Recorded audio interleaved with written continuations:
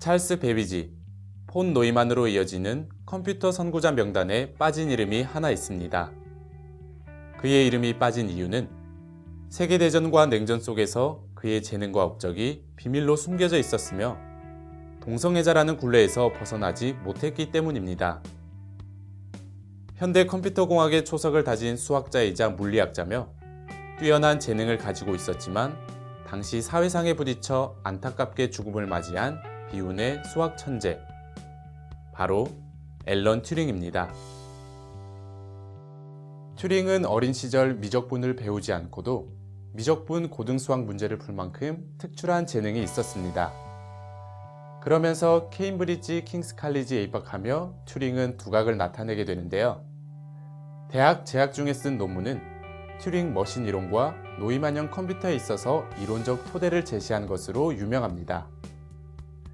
이후 1939년 제2차 세계대전이 발발해 영국이 전쟁에 돌입하자 수학적인 능력을 인정받은 튜링은 독일군의 애니그마 암호를 해독하는 책임자가 됐습니다. 이때 튜링은 기존의 해독기를 개량한 튜링 봄비라는 장치를 개발했고, 이 장치는 독일 잠수함의 위치와 공격을 알아내는 데 큰 공을 세웠습니다. 하지만 이 컴퓨터는 군사 기밀로 약 50년간 대중들에게 알려지지 않았죠.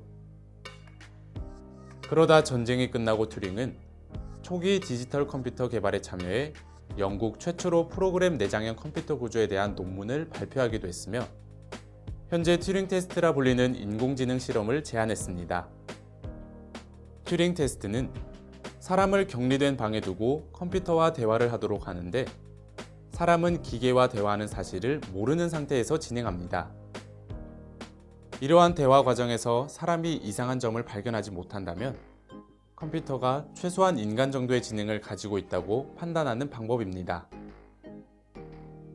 튜링은 이 기계를 완벽하게 실현하려다 실패하지만 컴퓨터 선구자인 폰 노이만에 의해 약간 변형돼 지금의 컴퓨터가 만들어지게 됩니다.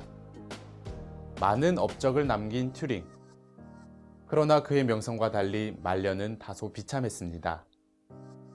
그의 동성애 사실이 기사화되면서 범죄자로 낙인 찍히게 됐는데요. 당시 영국에서는 동성애가 금지였고 성소수자였던 튜링은 법을 어긴 범죄자였기 때문입니다. 결국 법원에서 동성애 혐의에 대해 여성 호르몬 투여를 통한 화학적 거세 형벌을 받게 되고 우울감에 빠진 튜링은 동화 속의 백설공주처럼 청산가리가 든 서가를 베어 물고 스스로 목숨을 끊으며 생을 마감합니다. 앨런 튜링의 실화를 바탕으로 베네딕트 컴버배치 주연 이미테이션 게임이라는 영화가 만들어지기도 했습니다. 천재적인 능력으로 생긴 비애, 오랫동안 남들에게 숨기고 싶었던 상처, 내적 갈등 같은 비밀들이 영화를 통해 하나둘씩 밝혀지게 됩니다.